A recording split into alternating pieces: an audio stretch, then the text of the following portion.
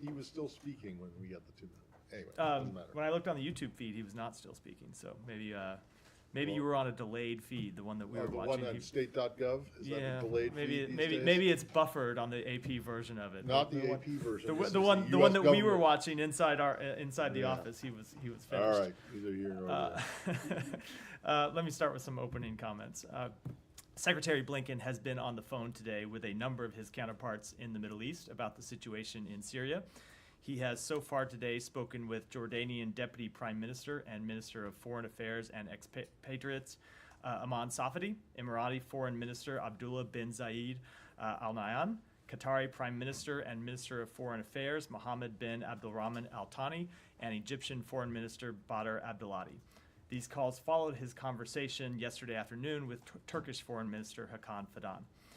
In these calls, the Secretary has underscored the points he made in a statement he released earlier today, that the United States fully supports a Syrian-led and Syrian-owned political transition that leads to credible, inclusive, and non-sectarian governance. He has also outlined several principles that we believe should be upheld during the transition process and formation of a new government: respect for the rights of minorities, facilitation of humanitarian assistance, the prevention of Syria from being used as a base for terrorism or posing as a threat to its neighbors, securing and safely destroying any chemical weapons stockpiles. The Secretary has also reiterated in these conversations that all nations should support an inclusive and transparent process and refrain from interference, and made clear that the United States will recognize and fully support a future Syrian government that results from this process. As you have heard the President and the Secretary say over the past couple of days so far, Hayat Tahrir al-Sham is using the right words, but we will of course judge them not by those words, but by their actions over the coming days, the coming weeks, the coming months. The Secretary will continue his engagements with counterparts in the region over the coming days and discuss the principles he outlined in his statement further. And of course, he will continue to emphasize in all of these conversations that the United States' ongoing support for the Syrian people throughout this transition. With that, Matt Lee. Right. Thanks, Matt. I have one thing. I just want to ask you about this statement that came out just before the human rights ceremony about the authority for visa bans against people who are officials, authorities who are involved in the wrongful detention of people. Don't you have the authority to do that already?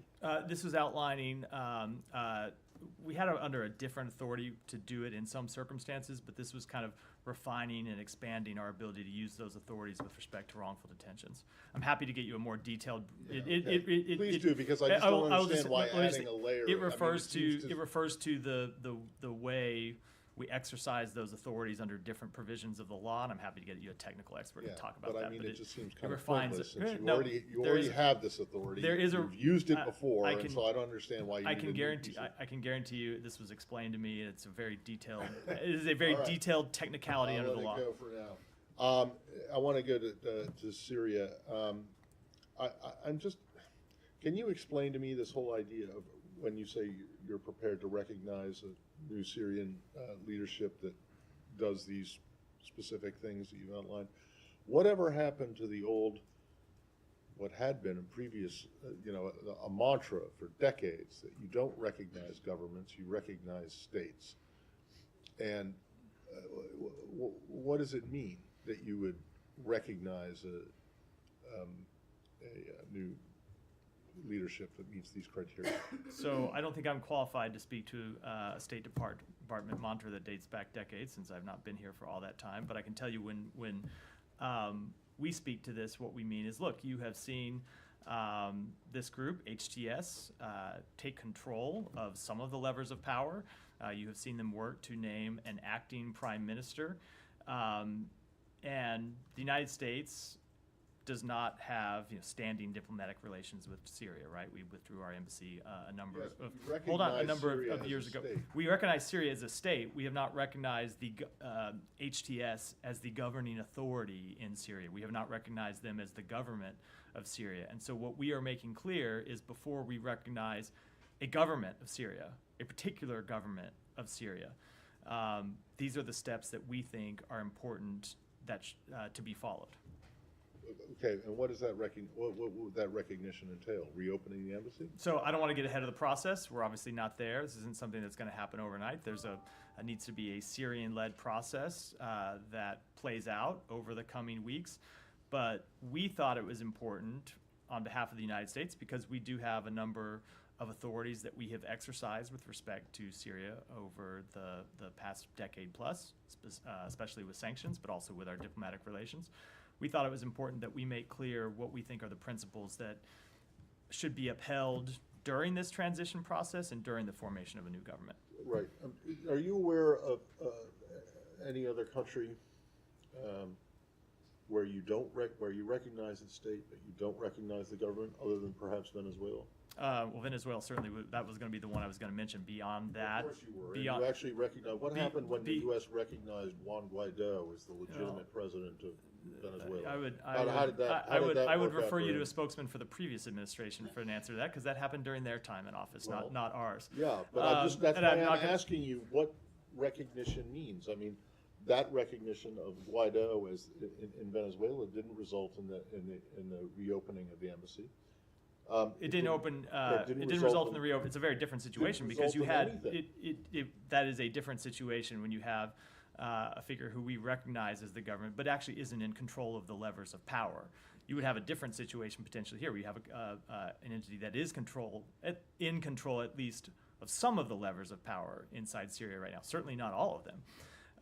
So it's a different situation. What exactly you mean? I mean, the Taliban. You never recognized the Taliban as the government of Afghanistan, and yet Afghanistan was recognized. I don't think as a state. I don't think it is that complicated. You have seen the United States and other countries around the world refrain from, certainly in periods of transition, refrain from recognizing governments for extended periods of time under some circumstances, and withhold recognition of new governments. And what we are making clear is these are the principles that we think ought to be pursued on behalf of the Syrian people before the United States would take that step. Okay, and then lastly on Syria, is there any new information about Austin Tice, and can you give us any updates on Barbara Leaf and John Bass? So I know Barbara and John are still in the region. I talked to them earlier today. I actually don't, I believe they're still in Jordan, but I can't, it wasn't a video conference, it was by phone, so I don't know exactly where they are, but I believe they're still in Jordan. They are still in the region. As it relates to Austin Tice, I don't have any new information to offer today. We do continue to believe that he is alive, and we continue to make clear in all of our conversations, either with entities on the ground in Syria or with entities that may be in communication with those on the ground in Syria, that we have no higher priority than the safe return of Austin Tice to his family. Yeah. I'm just wondering if you have had any direct contacts with the rebel group HTS, and if you're looking to have direct contacts with them, or are you still going through different channels there, notably Turkey? I don't have any contacts to speak to from here, and I'm going to refrain.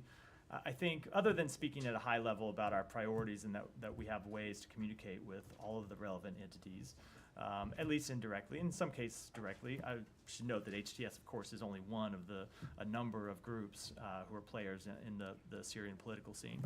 I'm not going to speak to them in detail from here. We have the ability to get messages to every one of the relevant groups inside Syria and let them know what our priorities are. And you've seen the political principles that we released today that we think ought to guide the transition process and formation of a new government. But we have, of course, other priorities as well: the return of Austin Tice, ensuring that ISIS can't use this opportunity to seize new territory and launch attacks on American interests, preventing the conflict from spilling over beyond the borders of Syria to neighboring countries. We have the ability to make those concerns known to all of the groups, but I'm not going to speak to individual contacts. But can you say that you're looking to have direct contacts with what you actually, is designated as a terrorist group? So just to confirm one thing I spoke to yesterday, there is no legal barrier to us speaking to a designated terrorist group. We have the authority to do that under U.S. law. That said, I'm just not going to get into individual conversations. We have made clear, I'll leave it at this, we have made clear to all the relevant parties inside Syria what our priorities are, both in the immediate term and what our priorities are over the intermediate term for the transition process and the formation of a new government. Now, just a question. The Secretary called for an inclusive process, non-sectarian, protecting minorities, pretty high, ambitious goals. How do you plan to use your leverage as the United States to get those effectively done and have the rebels group form a government that is respecting those criteria? Let me speak to this really in three buckets. First of all, is just to say that it is important. I will get to the question about U.S. influence and how we can use our influence in this question. But it is important to remember, first and foremost, that this needs to be a Syrian-led process. And is not one that can or should be imposed from outside Syria by any country, by any foreign party. That, of course, includes the United States and includes other countries in the region as well. That's the first thing that I think bears always repeating when it comes to discussing this issue. The second thing is we are going to consult with our partners in the region, as the Secretary already has been by phone, to try and drive alignment on some of the principles that you saw us outline, because we think it's important that all parties sign up for these principles. We think they're principles that really should gather widespread support inside Syria and outside Syria as well. And then third, look, as I said in response to Matt's question, the U.S. has imposed a number of sanctions on Syria. We have suspended diplomatic relations with Syria. We have made quite clear for some time that Syria should not be treated as a normal country. You saw us object to the readmission of Syria to the Arab League before Assad had taken any of the steps that the Arab League and other countries had called on him to take to engage with other political actors inside Syria. So we have all of those various authorities and abilities at our disposal, and we will make clear to all of the relevant actors inside Syria that these are the kind of steps that we want to see them take before we consider a change in United States policy. Okay. And just last question, how do you square, I mean, you said that it has to be a Syrian-led process inside Syria.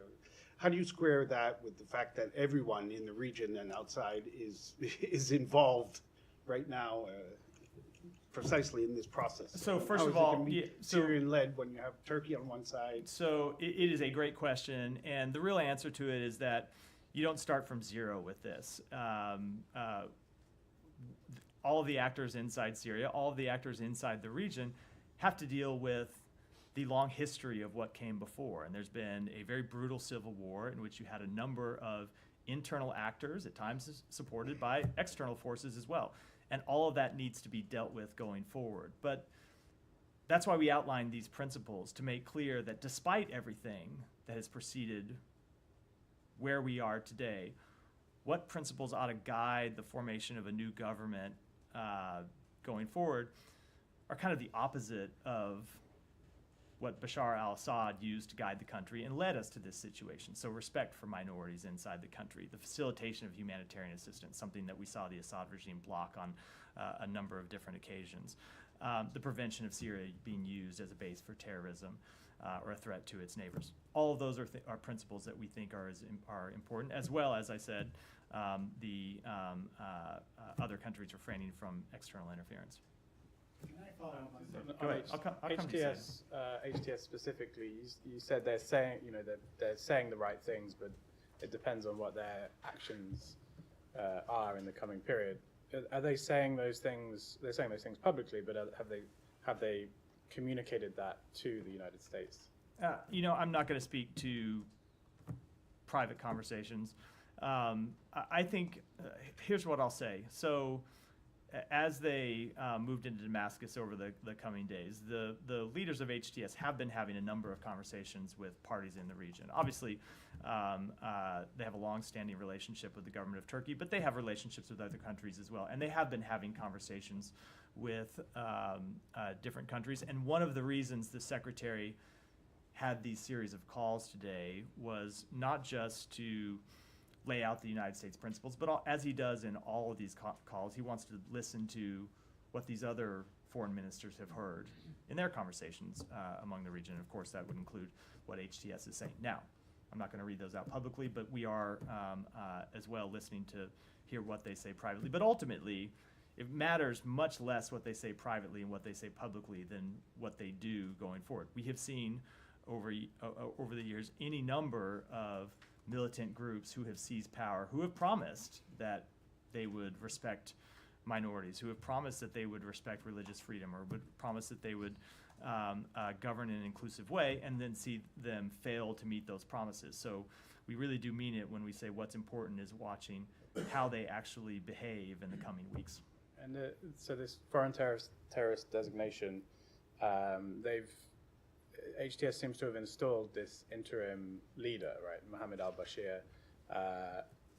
My understanding is he's been an administrator in areas that they've controlled. Does the U.S. consider him sort of part of HTS for the purposes of the terrorist designation? I don't have any assessment. I'd have to go. It would be really a fact-based assessment, and if there are people that have done it inside our department, I'm not aware of it. So I don't have any assessment of what we consider him to be or not to be. And you said it doesn't stop you from talking to people, but just to be clear, if there is a government, interim government formed with members of HTS who passed that test, there will be some limitations on how the U.S. can assist.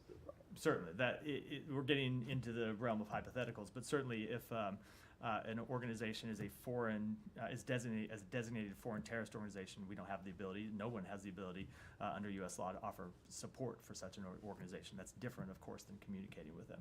Right, and you mentioned in relation to Austin Tice that this is part of your conversations with entities on the ground. Could you say specifically that that's like a message that you've sent to HTS? Austin Tice is a priority. It is a message that we have sent to HTS. I'm not going to speak to direct communications, but in all of our communications with parties that we know talk to HTS, we have sent very clearly the message that as they move through Syria, liberating prisons, that our top priority is the return of Austin Tice.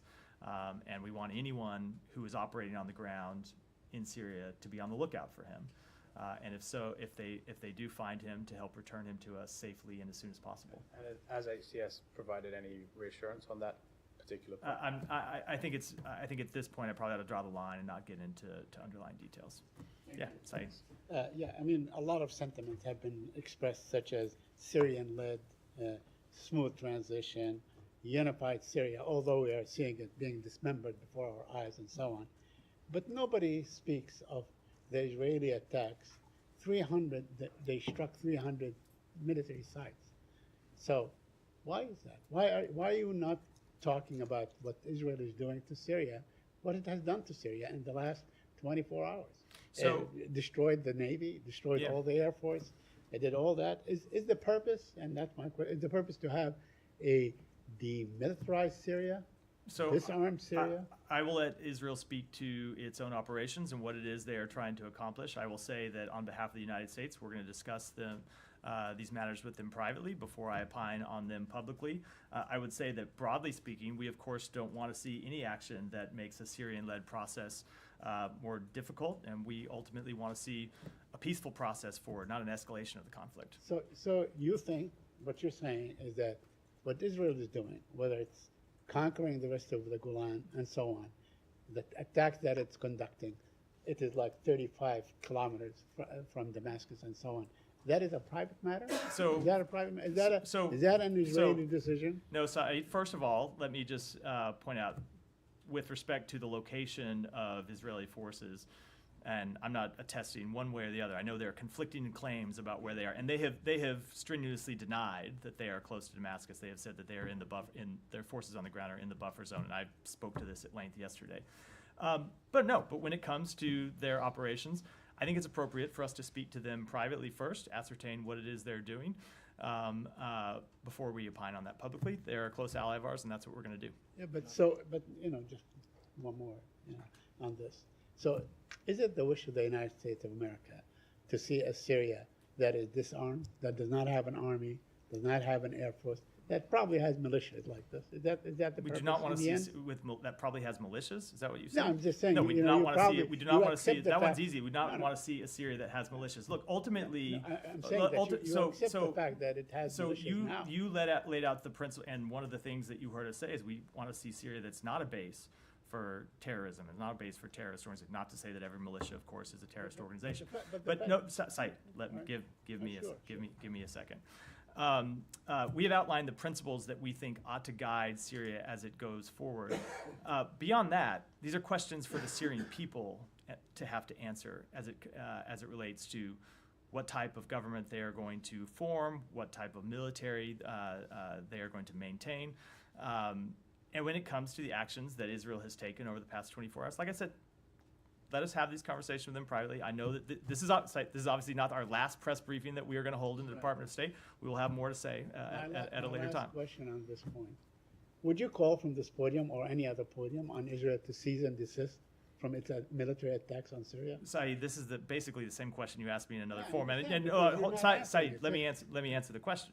You ask the same question, you are going to get the same answer. That's how it's going to go. I do think it's appropriate this time for us to have that conversation with them, find out what it is actually that they are trying to accomplish.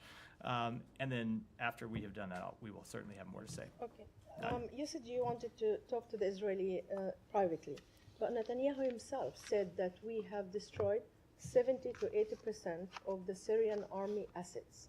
So that will set the military capabilities of the new government to decades to come. So how are they supposed to defend themselves if they have a chance to become a sovereign, stable region power in the region? First of all, my position on this has not changed from 30 seconds ago when Saeed asked the underlying question. Saeed, Nadia, let me just please, Nadia, please let me finish before I swear to you I will not interrupt the question if you pay me the same respect to not interrupt my answer. So I'm just not going to speak to an operation that we haven't had the ability to have an in-depth discussion with them about yet. I think that's appropriate. We want to learn more about what they were trying to do. We want to learn more about the facts, and then we'll certainly have more to say about it. Look, when it comes to the provision of weapons inside Syria, I don't think that one of the challenges facing people inside Syria right now is a shortage of weapons. Inside Syria, if you look at what the civil war of the last 13 years now, if anything, there's been a surplus of weapons and munition on the ground in Syria. But that said, to respond to your question, I think it's appropriate that we take our time and assess this and have more before we have more to say. Okay. In the statement that the Secretary released this morning, it says that they're calling on the transitional government to secure both chemical and biological weapons. So how are these people, who are they he's calling on? How are these people who haven't even formed a government, how are they going to are they supposed to secure these weapons?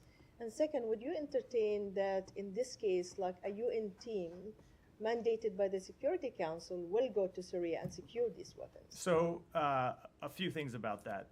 Number one, it is the responsibility of those who are taking the reins of power inside Syria, first and foremost, to secure and destroy any chemical weapons that they find in areas that they control. That's the first answer to the question. And obviously, you have seen HTSC's territory, and it certainly is quite possible that in the territory they've seized, there are chemical weapon stocks. They may not have full inventory of those yet, of course. They've only been in control of Damascus for a couple of days.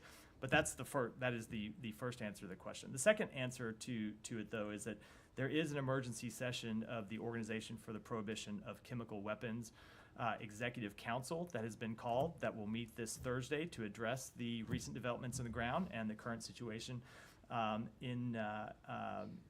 the ground in Syria. And when it comes to this question of inspections and verifications, it is the responsibility of that organization to conduct verification efforts under its mandate.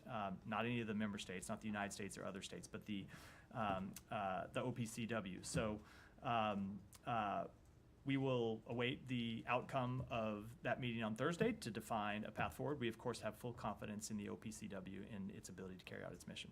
Okay, going to the Golan Heights, I'm sure you've seen Netanyahu's statement yesterday. He said the Golan Heights is going to be part of Israel now and forever. considering that this administration, when there was attack on Majd al-Shams, I believe like 5 months ago, you called it Northern Israel. So you're really legitimizing, give legitimacy to the Israeli control over it. So how can we believe that this administration or any administration, we're not going to let Netanyahu go against international law, which we know that's been illegally occupied since 1967? So I would just say, with respect to the Golan Heights, of course, the United States recognized several years ago control over the Golan Heights. That's just as a factual matter. Now, when it comes to other disputed areas, we have long made clear that we want to see a two-state solution. When you talk to areas that have been under Israeli control since 1967, we want to see the establishment of an independent Palestinian state, and you have seen us take a number of steps to try to advance that possibility, and we'll continue to do that. Okay, just one thing I want to clarify, just to make sure I heard you correctly. You said that legally, the United States can talk to any terrorist group if they want to, if that advances the interests of the U.S., right? Correct. Just as a legal matter, strictly Yeah, as a legal matter. legal That's matter. different than a policy matter, of course, Sure. a policy So what choice. stopped you from talking to Hamas directly, since you designated them as a terrorist group, We and have- you have a great interest we have in a- releasing American hostages instead of going to mediators? Because we have effective mediators who have much better relationships with Hamas than we do, for obvious reasons, and have the ability to effectively communicate with them. There was never any need for us to have those direct conversations when you have effective mediators like the governments of Qatar and the governments of Egypt. Thank you. On the Israeli strikes in Syria, did they inform you ahead of time of these? I don't have any conversations to read out. We need to speak more with them about this before we have anything to say about it. Would you have expected them to? I mean, in scale, these are very significant. You know, some have made comparisons to the sort of wiping out of the Egyptian Air Force in 1967. Again, I just don't have anything further to say. We need to have further conversations about them before we comment in detail on the matter. Can I follow up on the status of the Golan Heights? I'm slightly puzzled with what you just said, because you've said, you know, the Trump administration which recognised control of the Golan, because you said last year on this that as a practical matter, the Yeah. Golan is important to Israel's security, and these were your words then. As long as Assad is in power in Syria, and as long as Iran is present in Syria, there's a significant threat to Israel, and control of the Golan remains of real importance to Israel's security. So has that changed? So obviously the factual situation has changed, but you do have a situation now where you have a period of instability in Syria. You don't have effective control by a government that we know is committed to peaceful relations with its neighbors. So not the same security threats exist. Obviously, you don't have the Assad regime there, and you have seen Iran's influence inside Syria weaken quite considerably. But there still is a security threat. That is a practical matter, which is what I was saying has not changed. But this isn't. What's the legal determination of the State Department? Do you recognise as a legal matter Israel's control over the Golan? So that is a decision that was made by the previous administration to recognize the Golan Heights as part of Israel, and there has not been a carry-on legal determination made, or I'd say contradictory legal determination has been made in the years since. With regards to the disengagement zone, I know there's some confusion about whether or not the Israelis have gone even beyond the buffer zone, the disengagement zone, further into Syria. But I mean, there's a chorus of disapproval of this. I mean, the UNDOF, the Secretary General's spokesman, has told them to stop. UNDOF informed them ahead of time it would be a violation of the 1974 agreement. You now have Qatar, Saudi Arabia, Iraq, all critical allies for you in terms of getting on board the vision that you are trying to lay out for the future of Syria, who have all said this is an attack on Syria's sovereignty, a dangerous development. I mean, what's your position on Israel having invaded that buffer zone? So I spoke to this yesterday. Nothing has changed since then. What precipitated their move into the buffer zone was the withdrawal of the Syrian armed forces, which, as I said yesterday, creates potentially a vacuum that could be filled by any one of the numerous terrorist organizations that continue to operate inside Syria that have sworn to the destruction of the state of Israel. Israel has said that they deployed their forces into the buffer zone temporarily to prevent such a threat from emerging against the state of Israel and against Israeli civilians. Ultimately, we want to see the 1974 agreement upheld. I mean, do you not worry this just further erodes the importance and value of international law? I think it's important that the step that they have taken has remained temporary. Okay, and I mean, on those Golan, I mean, the Golan Heights, the occupied Golan Heights, is absolutely littered with the remnants of Syrian villages, of homes from 1967 and demolitions that took place, I mean, many thousands of people were expelled or forced to flee. Many of those people will be looking at, what's going on now. You talk about a Syrian process, a Syrian-led future for the people of Syria. I mean, those people had homes and villages back in the occupied Golan Heights. What should they be thinking now? What's the US saying to them? So I think, Tom, with any number of questions about where things might go in the future, we need to step back and realize that we are 2 days now, 2.5 days since the fall of the regime. And before we start making grand pronouncements about how things are going to proceed in the future, it's important to remember that we are in early days. We are just beginning to have conversations with partners in the region about the path forward and trying to get partners to align around principles that we think are important. And we have not yet seen the Syrian people have the ability to make their voices heard.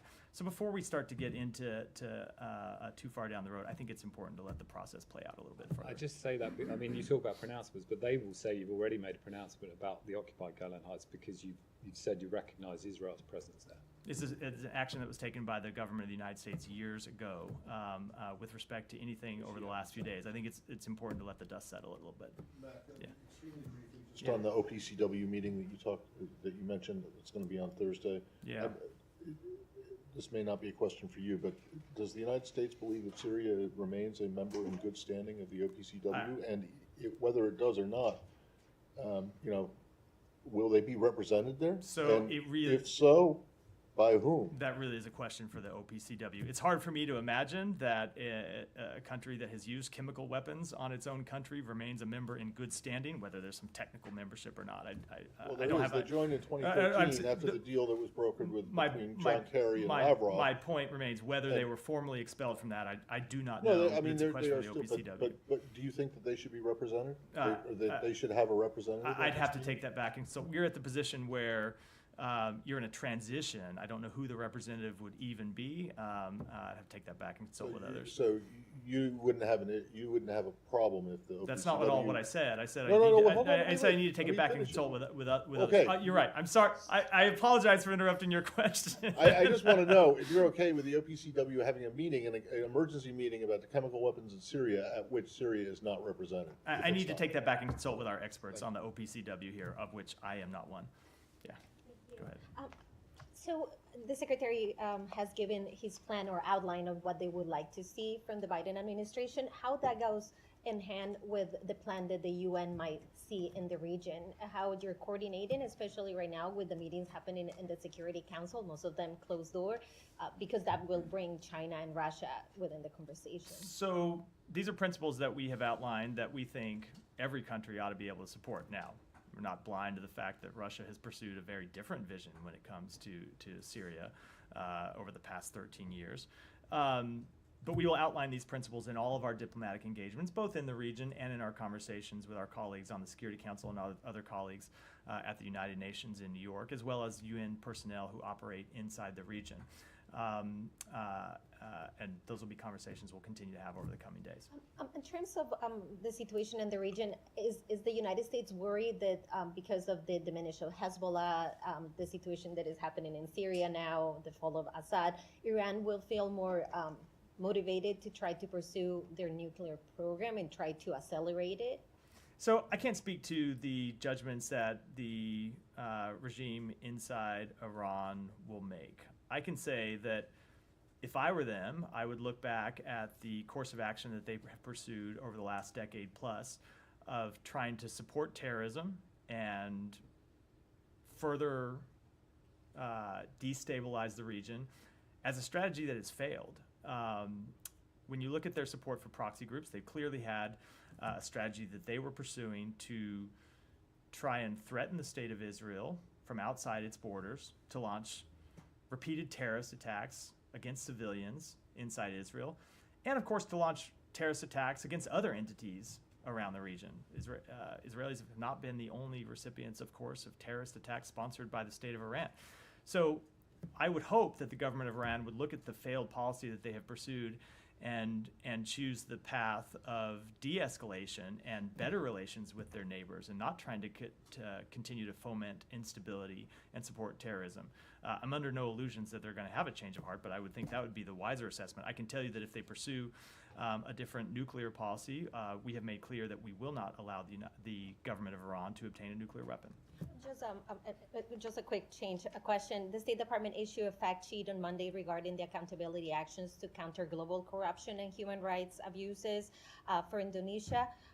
So can you outline the steps that State Department is generally taking in response to human rights violators from Indonesia? So I'd have to take that back to get you anything more specifically as it goes to Indonesia. I know that we detailed some of the actions in the statement that we put out. I can tell you that we have made clear around the world that the fight against corruption and the promotion of human rights is a top priority for the United States, and it will continue to be. But with respect to specific actions inside Indonesia, I'd have to get you a more detailed answer.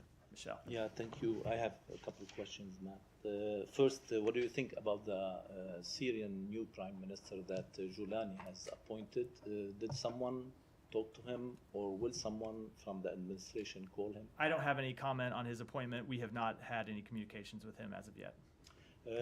We started to see on social media some reports of human rights atrocities in the streets of Syria. How are you following these reports? We're following very closely, and it's why you have heard everyone in this administration, starting with the president on Sunday, emphasize that the protection of civilians must be the paramount priority in the days and weeks ahead. It's something that we will continue to emphasize. It is civilians that have, of course, suffered the brutal horrors of this war over the past 13 years. And as Syria hopefully emerges from this war with a path towards peace going forwards, we will see all of the organizations, all of the various factions inside Syria unite around the principle that they ought to protect civilians. Reports said that former Syrian officials have fled Syria to Lebanon. What's your view on that? I don't have any comment on whether that's true or not, nor do I have a comment on it. Of course, any official who is well, I'll leave it at that. Do you have any updates on the Russian presence in Syria, and did the U.S. help Russia evacuate their positions in Hasaka and other areas in Syria? I am not aware of any assistance by the United States to Russia, and I don't have any assessment of the current disposition of their military capabilities inside And Syria. finally, is the U.S. planning to reopen the U.S. embassy in Damascus? So it's not something we have immediate plans to do, but we have made clear the steps that we want to see the government of Syria take. And as the Secretary said in his statement, should we see a process that follows those principles, we are prepared to recognize a Syrian government that does so. And of course, that is the opening of an embassy is the type of step that would follow such a recognition. Thank you. Yeah, Alex. Thank you, Matt. A couple of questions on Ukraine first. Can you give us more details about today's agreement to provide 20 billion loan to Ukraine? I think USAID guaranteed.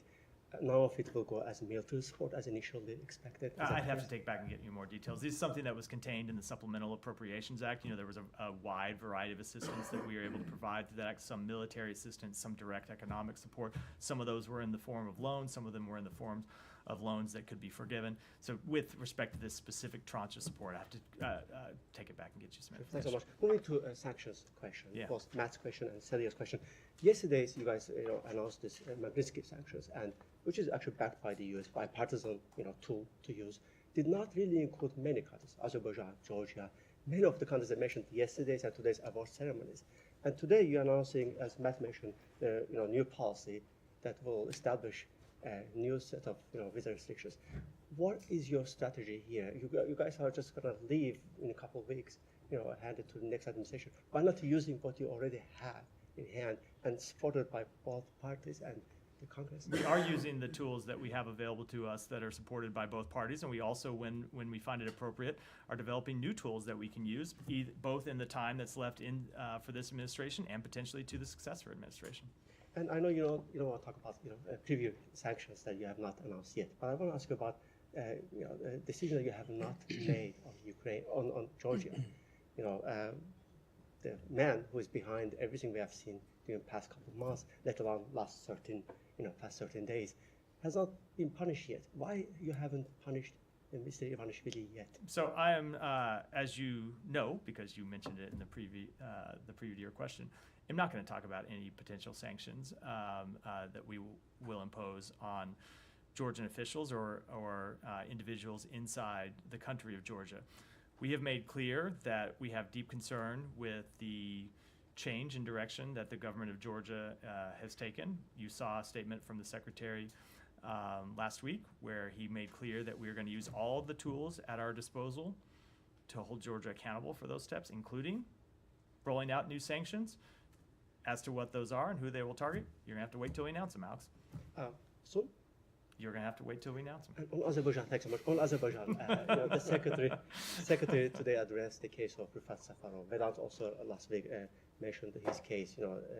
Gentleman was supposed to be here for today's award ceremony, got arrested. But there are multiple arrests that have been taking place since last week.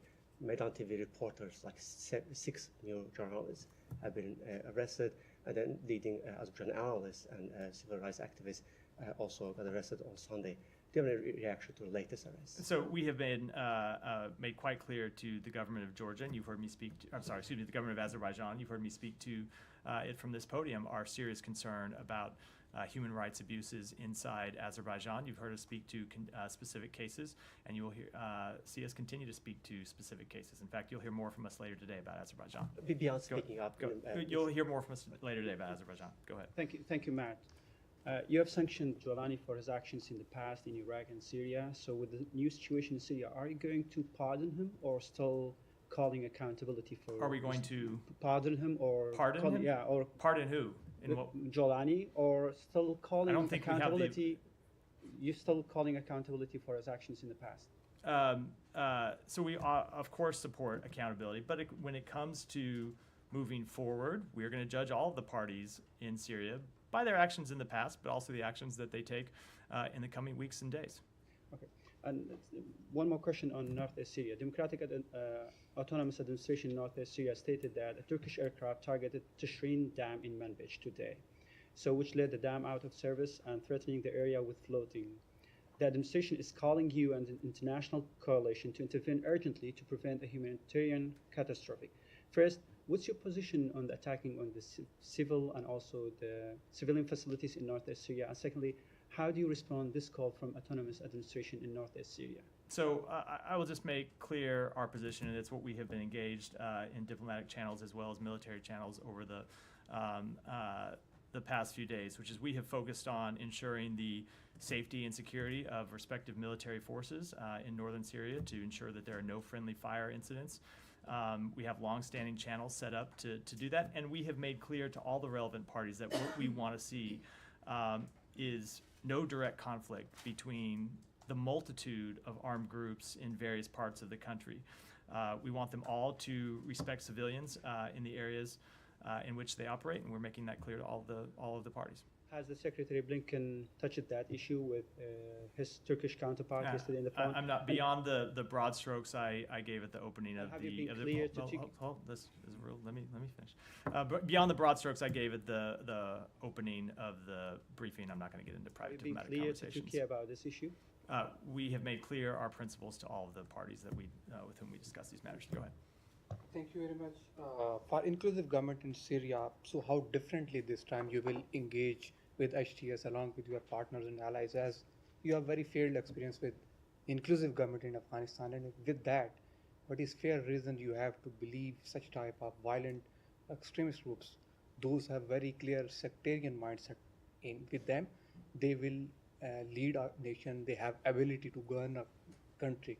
Look, it's certainly clear that all of the groups inside Syria have different motivations, have different interests. A number of them have very different ideologies, and what we hope that they will all, or what we think they should all come together around, is a peaceful path forward for the Syrian people that respects the various factions and their beliefs and ideologies about how the country ought to move forward. And that's the process that we want to see play out in the coming weeks. And one on Ambassador Lu recent visit to South Asia, he visited India and Nepal. This is second visit from these 3 months, consecutive 3 months, and we know administration is going to complete its tenure. It is believed these are concluding visits. So from last visit, he excluded Pakistan. This visit, he excluded Bangladesh and Pakistan again. So reason what both countries people believe is that criticism, that is news outlets reporting that there is some involvement That of his views are what? I'm sorry, I missed that. Ambassador Lu involvement in toppling of the government or something like that. So just on policy matters, so you change things with the Bangladesh and Pakistan with your diplomatic level.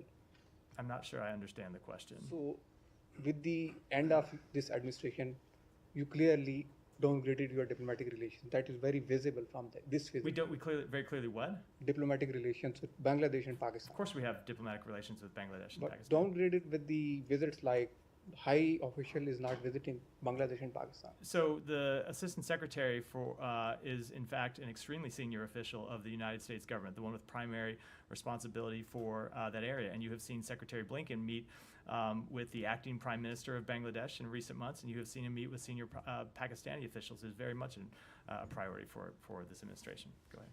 Thank you very much. Thank you very much. Today's a death anniversary of a journalist from Pakistan, without whom the journalism history of Pakistan is not complete. His name is Rahmat Shah Afridi, and he was my dad. So my first question is that he stood up against martial law in Pakistan when he started the newspaper. Yesterday, Michael Kugelman and Al Jazeera reported in this past 3 days that there is complete cyber martial law in Pakistan, and Pakistan has complete corrupt leaders who have brought in as a regime.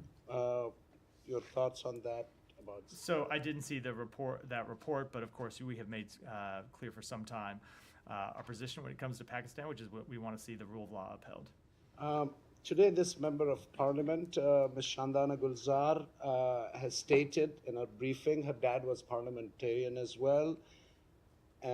She said that the people of Pakistan are extremely unhappy with President Biden, and that there is a Pashtun genocide.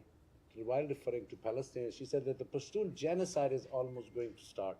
I've mentioned to you this Pashtun. This is very in tribal areas, the Pashtuns are getting killed. In political rallies, Pashtuns are getting killed.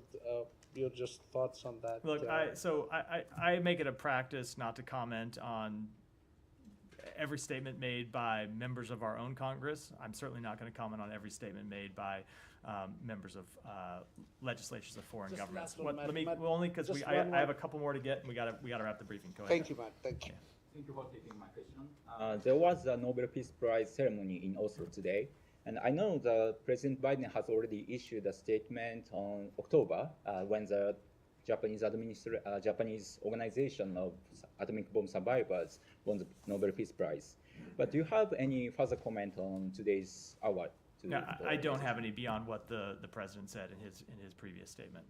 Yeah, go ahead. Thanks, Matt. Indian Foreign Secretary has visited Bangladesh, and recently both India and Bangladesh have expressed concern on the violent attack on a diplomatic mission of Bangladesh inside India.